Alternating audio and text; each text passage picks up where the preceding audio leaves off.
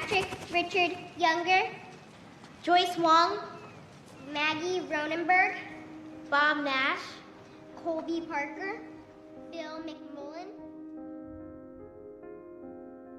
Le 14 octobre 2011, le temps d'un battement de cils, 140 millions d'êtres humains se sont évaporés aux quatre coins du globe, sans laisser le moindre indice à ceux qu'ils ont laissés derrière eux, dans un monde à jamais bouleversé par le ravissement.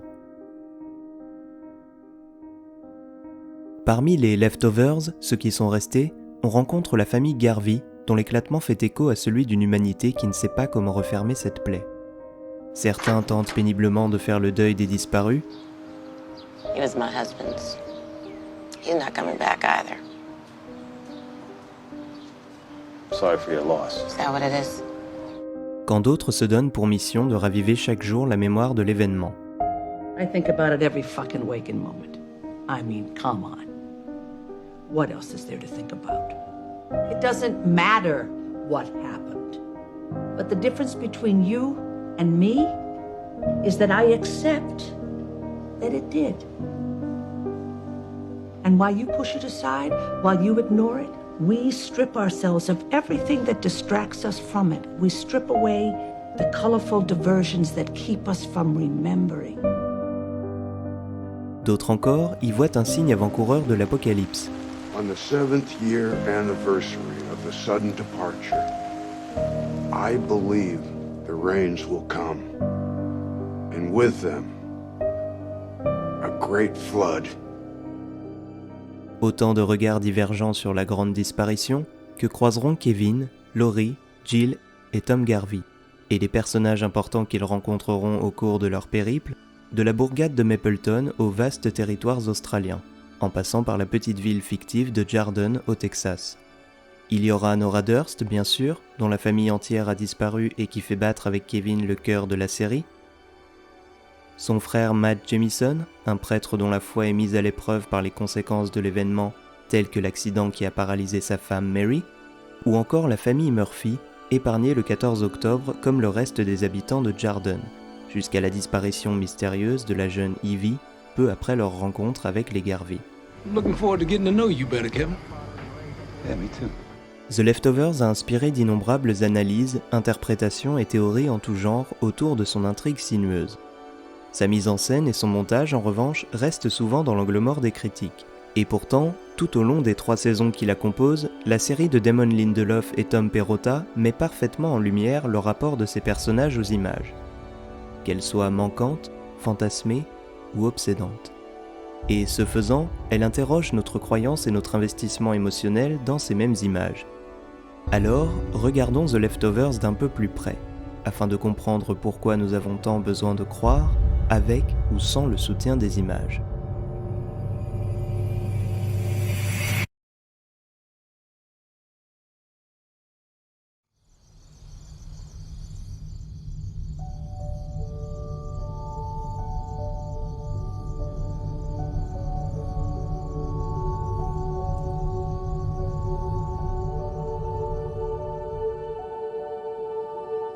La disparition instantanée qui sert de point de départ à The Leftovers évoque d'emblée une image manquante, celle du processus de disparition. Dès la première scène, il suffit d'un mouvement de caméra ininterrompu pour suggérer la source de frustration des proches des disparus. Nous étions présents, à leur côté, mais nous n'avons rien vu. Step back up. Okay, I'm in the car right now. Can you make the formula? I'm gonna be home in...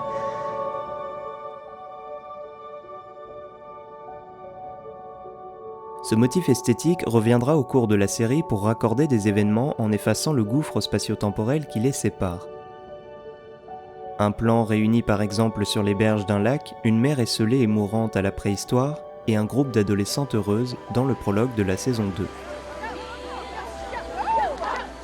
Et une saison plus tard, c'est le 19e siècle qui rejoint notre époque par la réunion symbolique de 2 jeunes femmes portées par leur dévotion spirituelle et philosophique. Alors qu'une coupe de montage soulignerait l'ellipse et répéterait l'absence de lien entre des temps et des lieux distincts, la mise en scène comble cette béance en rassemblant des morceaux d'histoire au sein d'une grande image collective, pareille à une fresque que l'on parcourt du regard. Comme la disparition, les traumatismes et les blessures individuelles du passé ont une résonance dans le présent. La naissance comme bénédiction ou comme malédiction, qui est un thème récurrent de la série. Evie was a miracle. She came too early. 24 weeks. You know, a lot of people don't know that twins can be born 2 months apart. Michael, he stayed put, but Evie, she couldn't wait to get started. Tout comme cette foi aveugle qui rassemble autant qu'elle divise. Evie loved her mother. She loved her brother. And she loved me. So why in God's name would she do this to us?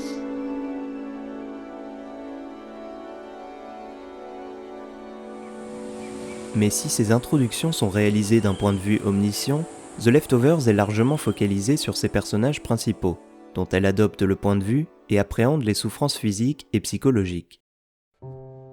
L'image est d'abord un sujet de discorde pour celles et ceux qui ont survécu à l'événement. En tant que membre de l'église épiscopale, Matt Jamison doit être en mesure de s'en détacher, pour ne pas confondre la parole divine avec les signes qui lui sont associés. On le voit par exemple dans la facilité qu'il a à remplacer le poupon perdu dans la crèche de l'épisode 4 comme une image interchangeable qui au fond ne l'intéresse pas vraiment. Merry Christmas.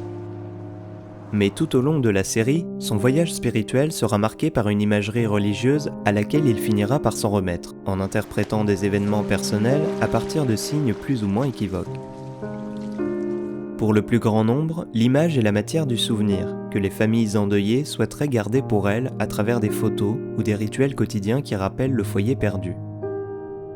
Pour les Guilty Remnant, le seul souvenir possible est celui de la douleur et de l'injustice du ravissement. L'image de la famille n'a plus lieu d'être. Il faut la détruire ou la remettre en scène froidement pour exacerber l'horreur de ces derniers instants.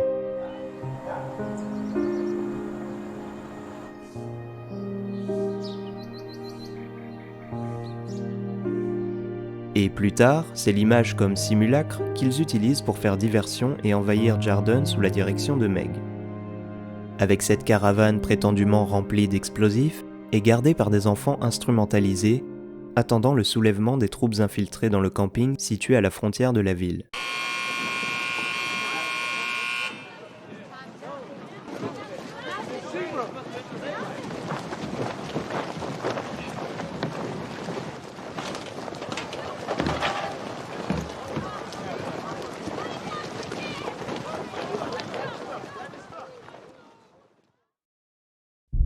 Les images qui ne manquent pas, celles auxquelles chaque personnage est un jour confronté, sont celles des visages et des corps violentés.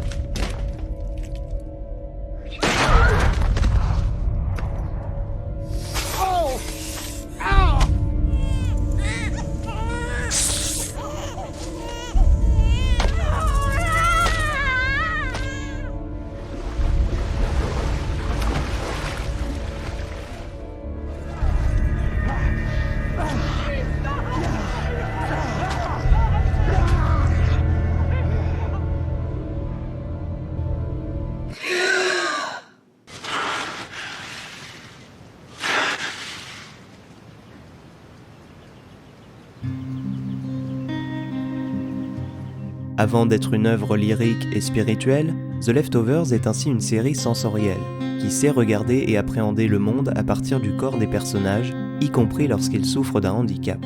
C'est par exemple la surdité d'Erika, illustrée par une séquence de course-poursuite presque dépourvue de son.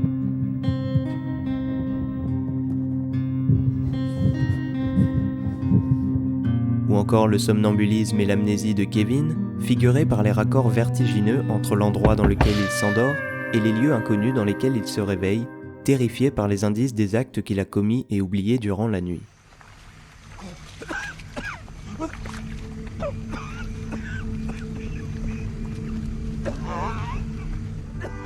La série est peuplée de personnages qui ont des absences, comme Evie et ses crises d'épilepsie, Evie, come back. Evie, come on, baby. Evie, come back, baby. ou de personnages qui reçoivent des informations inaccessibles à leur entourage, telles que les voix entendues par le père de Kevin, qui trouvent un écho dans le reflet d'une vitre, I'm trying. This isn't easy. ou les visions fantomatiques de Kevin que l'on perçoit d'abord avec les yeux d'un personnage extérieur grâce à des raccords regards sur un vide anxiogène, avant qu'elles ne quittent leur espace mental pour envahir le réel et l'image à mesure que Kevin apprend à faire face à ses démons. Wouldn't you agree that the laws of fucking nature seem a bit upside down as of late? Please, just go away. Please, Penny. I'm begging you, please. What?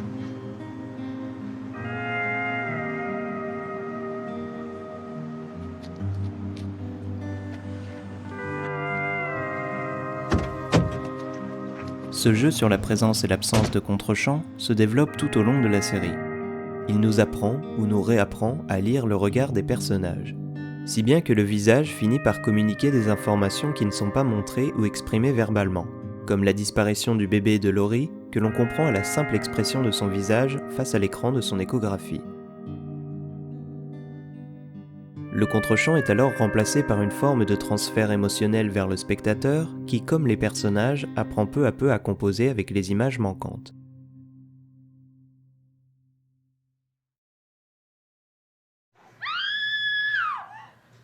What was that? La séquence de la disparition, initiée par un cri d'effroi dans le hors-champ, est une succession de vertiges, de confrontations avec l'évanouissement d'un corps ou d'une voix. La main d'un enfant qui ne sert plus que le vide ayant remplacé celle de son ami. Les voix d'une famille qui s'éteignent et laissent régner le silence sur les vestiges d'une dispute.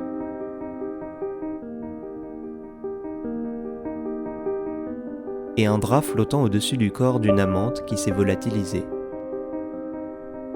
C'est en montrant l'interaction des corps, des objets et des sons que l'on s'approche le plus d'une captation de la disparition, de cette transition insaisissable entre la présence et l'absence. On ne peut filmer que l'avant et l'après pour retranscrire l'expérience traumatisante de l'événement, pour mettre en image cet abîme qui s'est ouvert et refermé en une fraction de seconde. Si l'absence d'image complique la formation du souvenir, la série ne se prive pas de l'usage des flashbacks, qui apparaissent sous deux formes distinctes. D'abord comme des images presque subliminales, des flashs qui assaillent l'esprit des personnages et figurent leur traumatisme, parfois déclenchés par un simple mot qui ravive la mémoire du 14 octobre. Evie didn't come home last night. She was out with her friends, and they're gone too. Gone? Ou par des motifs visuels que la série a su rendre inoubliables, tels que ces chiens en laisse vagabondant sans leur maître disparu. Mais le flashback se développe parfois plus longuement. L'épisode 9 de la première saison, qui dévoile les dernières heures des personnages avant l'événement, est comme une danse étrange au milieu des futurs disparus. Mais il bouleverse avant tout parce qu'il nous montre l'image du cocon familial qui nous a manqué durant les 8 épisodes précédents, sans que l'on s'en aperçoive. La famille avec ses joies et ses tensions du quotidien qui deviennent un spectacle émouvant car on prend la mesure de ce qui a été perdu avec la disparition. A l'inverse, la profonde tristesse du dernier épisode réside dans l'ellipse qu'ils nous imposent. Car face à leur visage vieilli, c'est tout le poids des années de séparation de Nora et Kevin qui s'abat sur nous. La prise de conscience d'un temps perdu, de vies parallèles qui se sont déroulées loin de nous, trop tristes pour être illustrées, simplement racontées avec amertume par les personnages. I was hoping you were going to come to the funeral. We said our goodbyes in person. What about you? Me? Do you ever get married again? No. Why not? Because I'm still holding a candle for you. Toutes ces images manquantes, cependant, sont aussi des promesses. Par le mystère qu'elles renferment, elles appellent un imaginaire foisonnant, tour à tour mystique et purement fantastique. Et pour interroger notre croyance dans la puissance émotionnelle des images, The Leftovers nous réserve, ainsi qu'à ses personnages, un voyage spirituel marqué par des incidents défiant notre crédulité.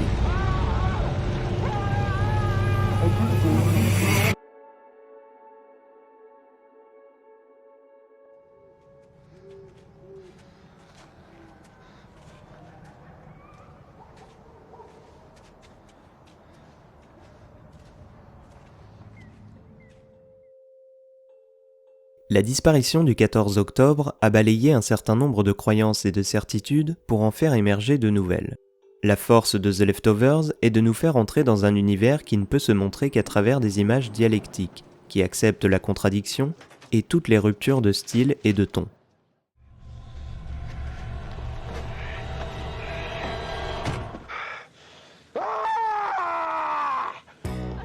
Ainsi, le sacré coexiste avec le profane, par exemple à travers le contraste régnant entre la musique de Max Richter, dont la tonalité souligne la dimension spirituelle de la série,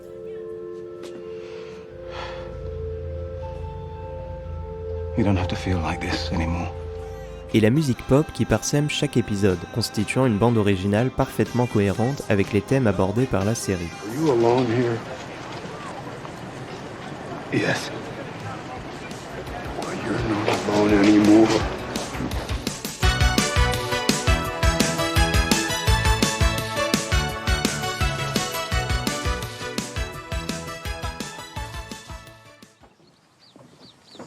What is that thing? May I ask, were you in physical contact with your husband and your children on October the 14th at the moment of their departure? C'est aussi la rencontre de la science et de la religion, parfois poussée jusqu'à l'absurde. Comme lorsqu'un laboratoire explique à Nora qu'elle est certainement ce qu'ils appellent une loupe, ayant décuplé naturellement les radiations qui ont fait disparaître sa famille, mais qu'elle est aussi probablement possédée par l'ange de la mort Azrael. Mr. Hest, we believe that the demon Azrael has chosen you as his earthbound instrument. C'est encore l'opposition philosophique et esthétique des villes dans lesquelles se déroulent les 2 premières saisons, entre la froideur solennelle de Mapleton, qui glace les tensions entre la population et les Guilty Remnants, Fuck you, you fucking cunts. et la chaleur artificielle de Jarden, protégée par un parc sobrement baptisé Miracle, qui s'avère être autant un lieu de pèlerinage qu'un lieu touristique qui fait commerce de sa spiritualité.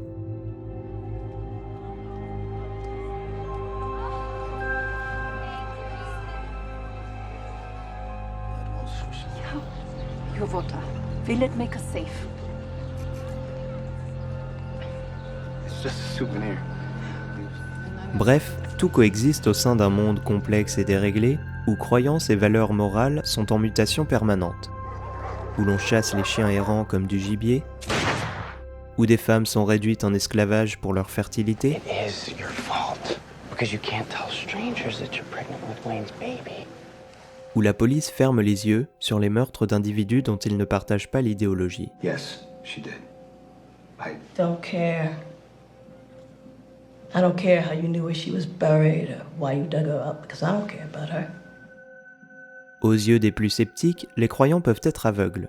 C'est le cas de Laurie, qui tente de plus en plus difficilement de comprendre et d'accompagner avec son regard objectif de psychologue ceux qui font une expérience plus mystique ou métaphysique des événements. She'd want to stay as far away from me as possible. Why? Because it proves she doesn't exist. D'autres sont moins à l'écoute et plus violents, comme John Murphy, pompier pyromane qui se donne la mission d'éradiquer les médiums et prophètes en tout genre, réfractaire à l'idée que son monde puisse avoir quelque chose d'irrationnel et d'inexplicable. Les 2 personnages ne se remettent en question que lorsque leur vérité s'effondre. Et le plus beau dans la façon dont The Leftovers montre cette prise de conscience, c'est qu'il ne s'agit pas de transformer John et Laurie en mystiques, mais de les aider à accepter la vérité de l'autre, dans un monde que plus personne n'est réellement sûr de bien comprendre. Tell me we're going too far. Tell me and we can go home right now and forget all this. I think you gotta see it through, John. Laurie sera toujours prête à aider Kevin dans ses moments de détresse psychologique, mais elle ne s'opposera pas à l'aboutissement de son parcours messianique, même si elle n'y croit pas. Quant à John, la vision successive de 2 miracles l'oblige à baisser les armes et à accepter tout en gardant les pieds sur terre que le danger ne vient pas toujours de ce qu'il ne comprend pas. I don't understand what's happening. Après la grande disparition, la raison peut-elle vraiment se passer de croire ? Peut-être pas, et c'est tant mieux car dans The Leftovers, la croyance ouvre sur un vaste champ de possibles. La série offre un parcours spirituel dont le guide religieux représente la foi dans ce qu'elle a de plus complexe et ambigu. Matt Jamison, dont on a évoqué le rejet des images propres à l'église épiscopale, explique à une femme rencontrée dans le camping de Miracle que son livre favori de la Bible est celui de Job. Un choix qui n'est évidemment pas anodin, puisqu'il s'agit d'un livre sujet à diverses interprétations quant au discours qu'il développe sur la coexistence de Dieu et du mal. On peut y lire l'histoire d'un homme saint qui résiste au désespoir tandis qu'il est affligé de nombreuses souffrances par Satan, avec la permission de Dieu qui décide de mettre à l'épreuve sa foi et sa dévotion. C'est peu ou prou le parcours de Matt, dont la foi sera constamment déstabilisée par la succession irrationnelle de miracles et de châtiments, interprétés comme des signes divins. I get a feeling in this place sometimes. The same feeling I got when my wife awoke from a 3-year coma the day I brought her here, Mary. Jusqu'à un épisode où la rencontre symbolique advient, avec un dieu imposteur qui apparaît dans le contexte d'une croisière orgiaque, murmurant tout de même une vérité à laquelle le prêtre ne sera pas sourd. Everything you've done because you thought I was watching. Because you thought I was judging. You've never done anything for me. You did it for yourself. Ce récit est donc particulièrement judicieux pour aborder le problème religieux posé par la disparition et ses conséquences, brouillant constamment la frontière entre le bien et le mal. La foi est d'abord illustrée par des gestes qui nous sont familiers. Elle peut décevoir, comme le rappelle la prière tardive de Matt pour une petite fille dans le coma. My congregation. This morning, we prayed for her. Well, she woke up last night. Elle peut aussi être tournée en dérision. Make like Jesus. Sorry? Ou montrée dans ce qu'elle a de plus prosaïque et trivial, avec par exemple l'eau miraculeuse de Jordan vendue aux touristes. I was just selling water. How much? Just a couple of bottles. How much are you selling it for? 500 a milliliter. Ou le baptême vu à 2 reprises comme une formalité. He is saved.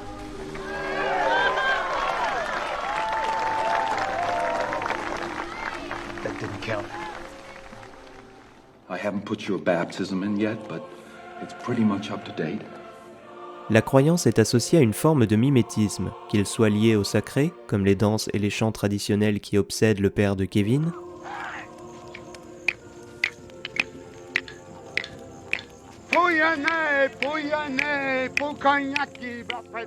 ou plus superstitieux, comme la routine de Matt qui tente de reproduire de façon artificielle les conditions du réveil miraculeux de sa femme. I'm doing it all exactly the same way it was that day, the same song, the same place, the church, the supermarket, the same fruit in your shake, the same burrito, but it isn't working.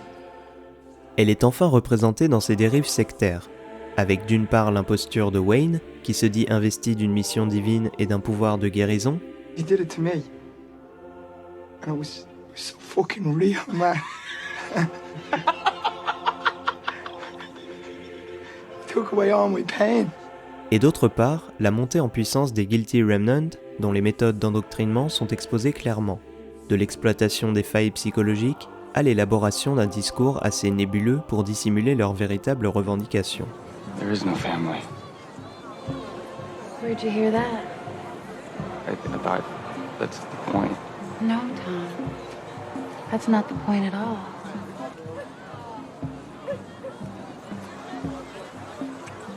Family's everything. Mais par-delà ces représentations plutôt terre-à-terre, la religion apparaît aussi dans sa dimension grandiose et transcendante, grâce à l'imaginaire foisonnant qu'elle convoque, de l'événement miraculeux au spectacle de l'Apocalypse, en passant par les rites sacrificiels et la résurrection.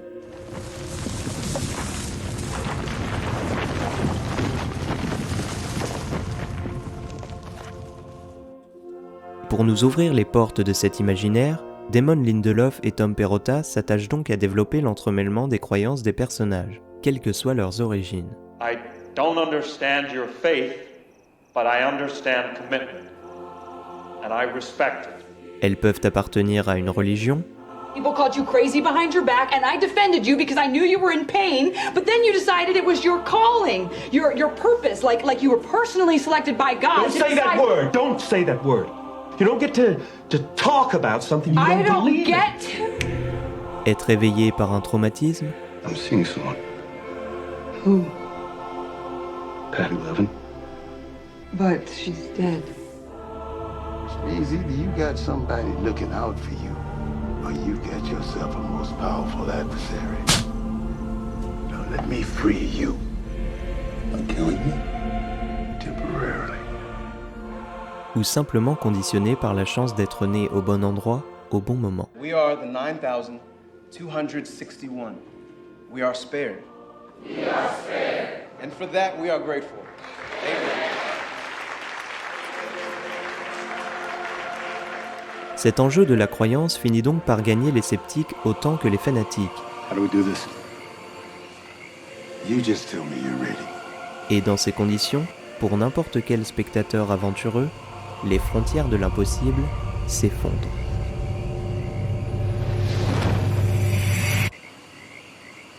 I'm ready. Kevin, stop!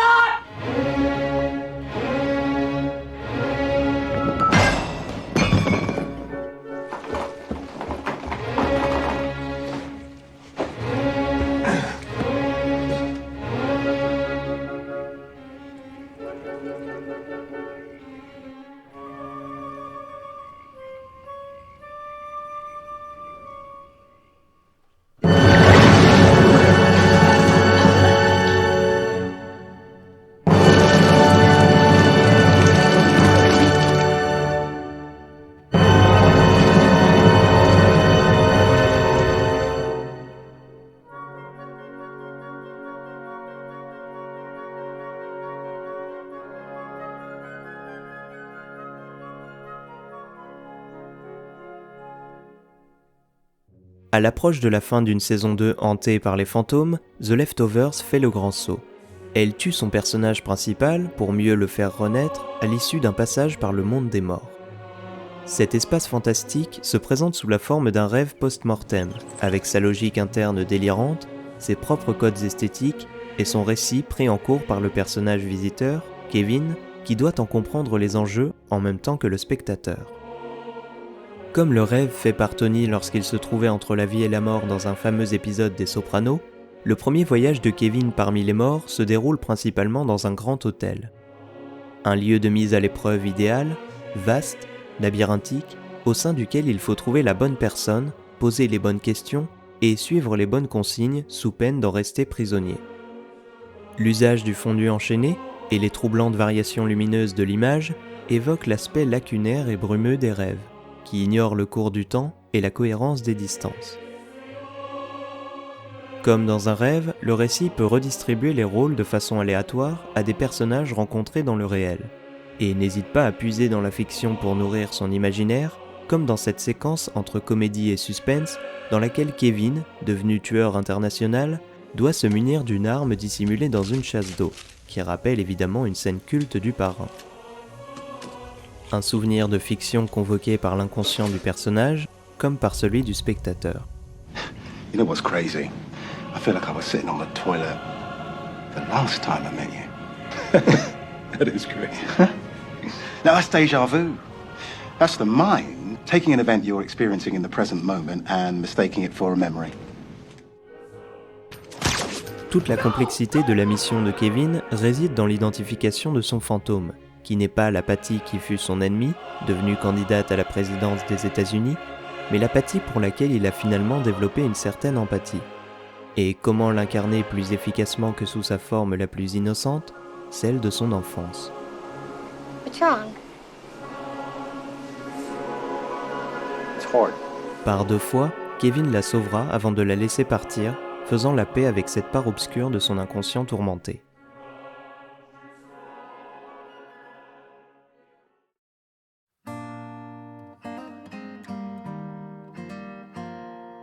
Plus tard, lorsque John abat Kevin d'une balle tirée à bout portant, c'est par un fondu au blanc très Six Feet Under que Kevin retrouve cet outre-monde où l'attend une mission encore plus touchante.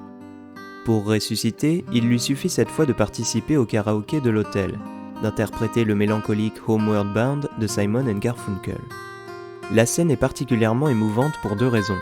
D'abord parce que les larmes de Kevin et les fragments de souvenirs qui surgissent à l'image en répondant aux paroles de la chanson disent tout ce qu'il est incapable d'exprimer dans le monde réel. Tonight I'll sing my songs again. I'll play the game and pretend. Mais aussi et surtout parce que cette brève séquence s'ouvre sur un dialogue qui semble adressé au spectateur. If you want to get out of here, all you have to do is sing. I don't believe you. Why not? Because it's stupid. Ah, the trial. It's beneath you. It's not elegant enough. Too easy. La clé peut-elle être aussi évidente et intime ? Eh bien oui. Pour être à la hauteur de l'événement, à la hauteur de la série, il faut descendre au plus profond de soi et comprendre que le sens de The Leftovers n'est pas le sens de la disparition, mais celui que l'on donne à notre existence après un tel événement. Why do you want to go back? Because I have a family, because I love them. Yes, you love your family. It's not your time. Still got so much to live for. Come on, be original, mate. Why should you go back and the rest of us be Because stuck? I deserve to.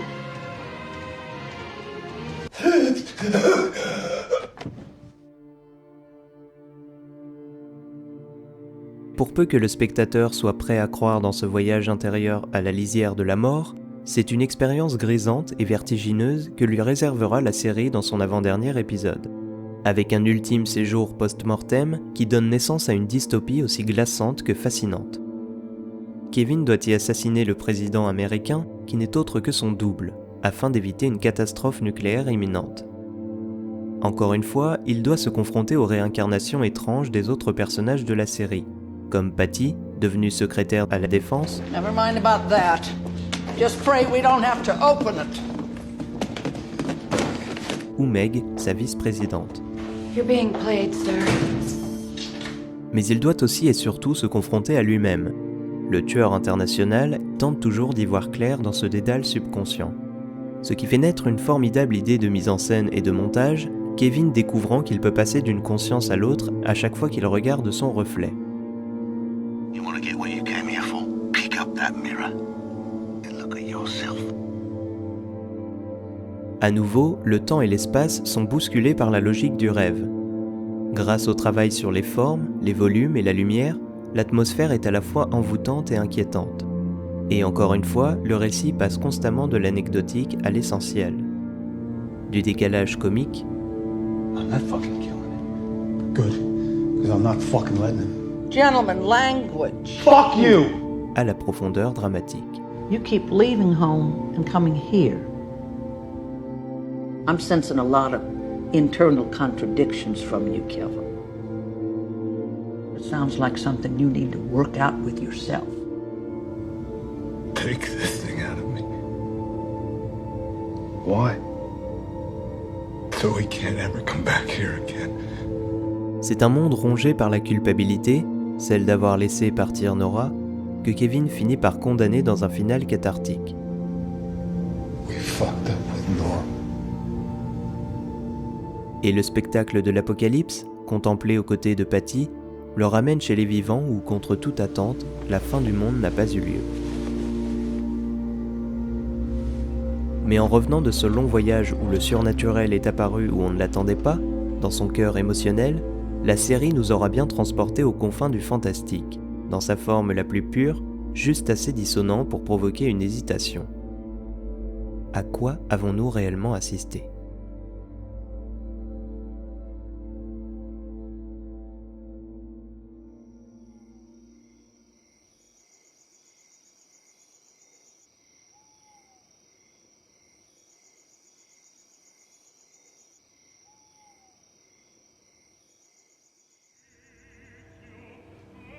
Are you okay? Yeah, I'm fine. What's wrong? You can tell me anything. No, I can't. Why not? Si la question de la croyance est prépondérante dans The Leftovers, elle est indissociable d'une réflexion sur le secret, la vérité et le mensonge. La disparition est l'événement qui met les personnages à l'épreuve du mystère, et leurs réactions permettent d'observer l'évolution de leur rapport à la vérité. They're heroes because no one's gonna come to a parade on we don't know what the fuck happened day. That's how we want to remember them. Everyone loves a hero. So, We're all gonna have a nice walk through town, have a good cry, and then move on. Porté par sa dévotion religieuse, Matt fait ainsi la distinction entre les bons et les mauvais disparus, adaptant son interprétation de l'événement aux règles imposées par sa foi, sans pour autant être en mesure de l'expliquer. It wasn't the rapture. They were no better than us. I have proof. Free of charge. She beat her children. Does that sound like a good person to you? Il est d'ailleurs rappelé à l'ordre par Nora lorsqu'il s'indigne un peu trop facilement d'une interprétation de l'Apocalypse qui n'est pas la sienne. Revelation's not supposed to be taken literally. Seven-headed monster, it's a metaphor. Oh, so it's only literal when it's not ridiculous? That's right. Bien que sa croyance l'éloigne a priori de John et de son rationalisme radical, on peut dire que la réaction immédiate des deux personnages à l'événement s'avère similaire, puisque l'un comme l'autre se démène contre le mystère qui entoure la disparition, et combat avec plus ou moins de violence le dérèglement moral qu'elle engendre. L'épreuve la plus difficile pour eux est donc de faire face à leurs contradictions, d'admettre les limites de leur raisonnement ou de leurs convictions. It was a test for what comes now. Well, if it was a test, then I think you may be failing it. Maybe she didn't. What? Love you.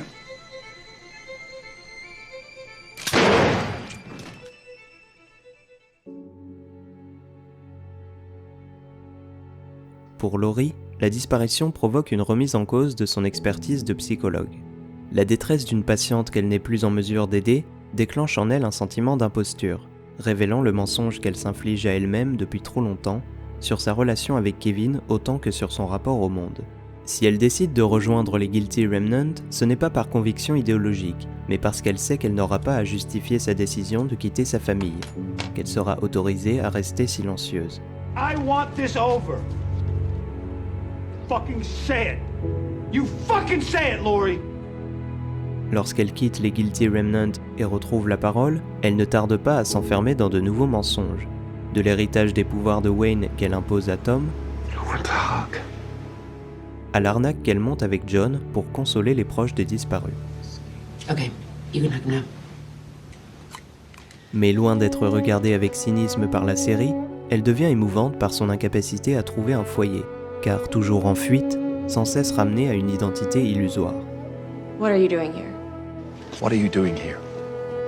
What are you doing here? Hey, who are you? Who might you be? Joel, this is your house. And if you want me to, I will leave. I will leave right now. Le briquet offert par Jill, sur lequel on peut lire « Ne m'oublie pas », et qu'elle cherche à protéger en secret et à tout prix, la ramène toujours à cette vérité qu'elle tente de fuir. Later? Can I have it back, please? You said you quit. Contrairement à Matt et à John, elle ne sera pas sauvée par une épiphanie spectaculaire, mais par quelques mots de ses enfants qui, soudain, par leur voix apaisée, leur amusement et leur obsession pour un souvenir anecdotique, lui font comprendre que peut-être le bonheur qu'elle pensait avoir perdu a survécu à la disparition. I love you, honey. Tell Tommy I love him. Mom loves you, you fucking idiot. I love you too, Mommy. Bye, kids.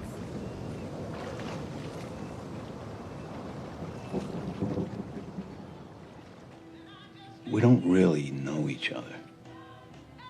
Okay. What do I need to know? Deep breath.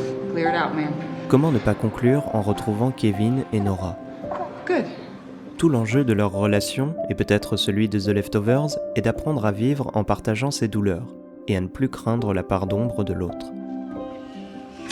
À la jonction des deux premières saisons, Nora et Kevin commencent par s'avouer leurs secrets devant Jill, et la vérité semble abordée comme le fondement essentiel d'une possible reconstruction familiale. It's okay.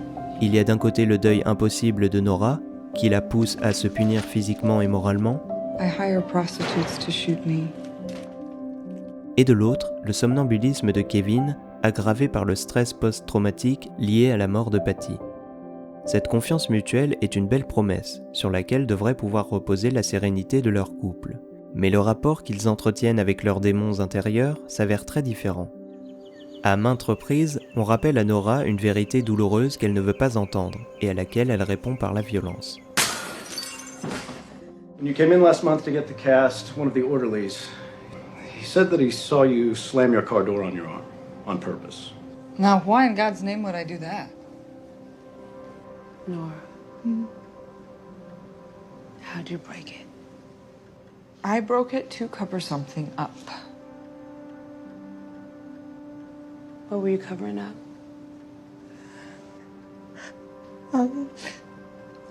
My kids' names. Lorsque son amour déborde sa colère, comme dans cette scène magnifique où elle se jette au milieu d'une foule hystérique pour protéger la petite Lily, adoptée avec Kevin, elle est encore ramenée à sa solitude par les mots terribles de Tom. All I saw was a mother who had lost her child, and I gave her child back. And now she doesn't know who I am. So no, Tom, nobody has to worry about me. I didn't leave Lily for you, Nora. I left it for my dad.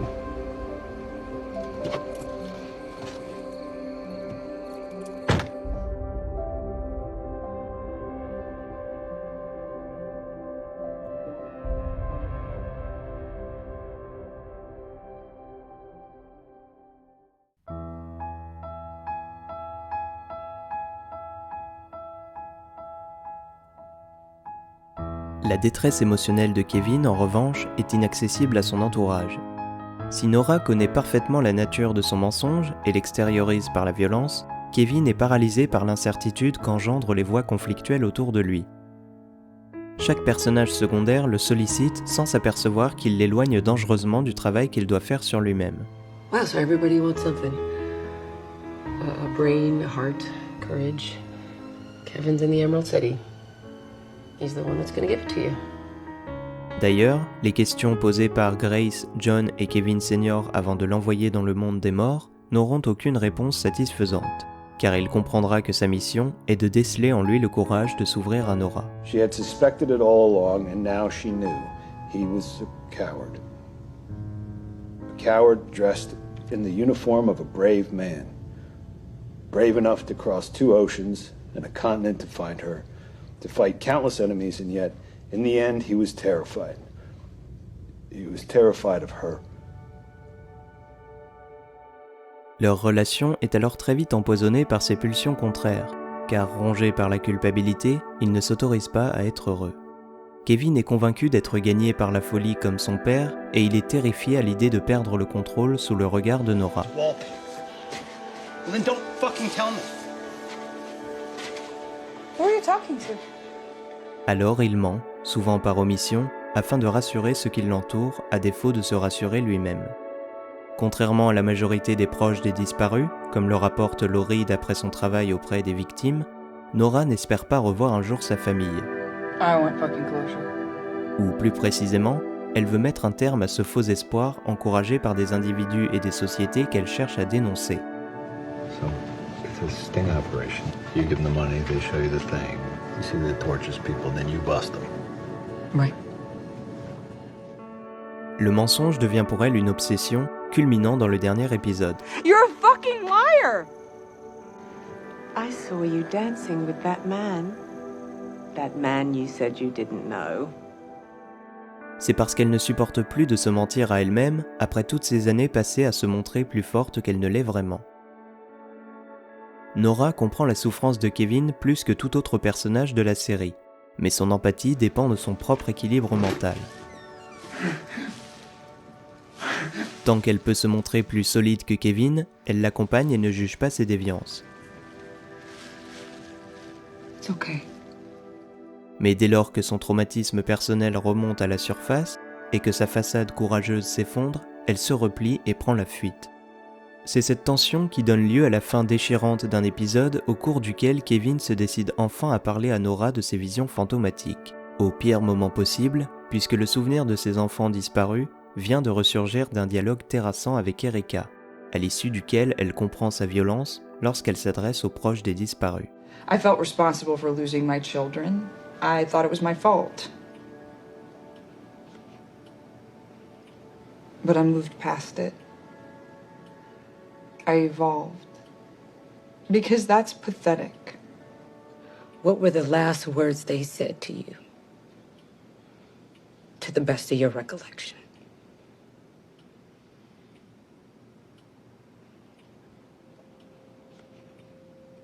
We need to talk. Can we do this tomorrow? It's important.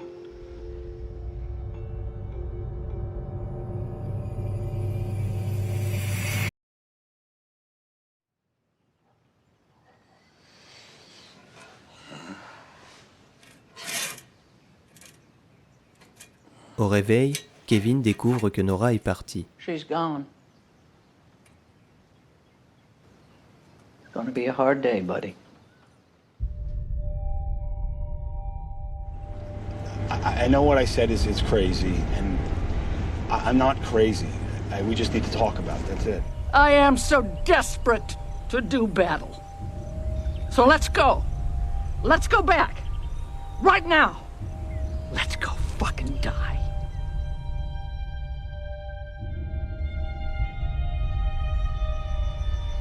Did you fix it?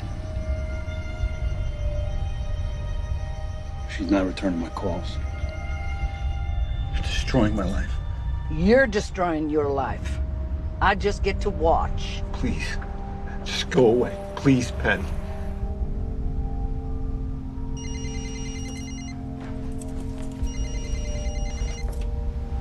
I know I should have told you sooner when it started, like we promised each other, but I was scared you were going to run, and you did. I have a way. A way that I can get better. How? Doesn't matter. I just need to know that when I do, that you'd believe me.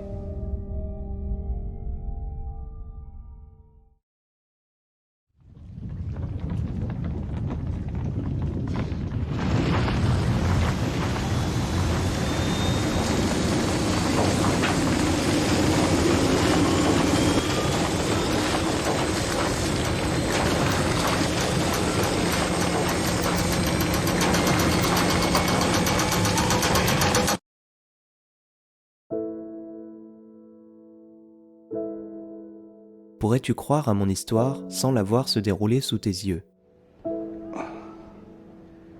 Is there a good answer to that question? I think I just heard it.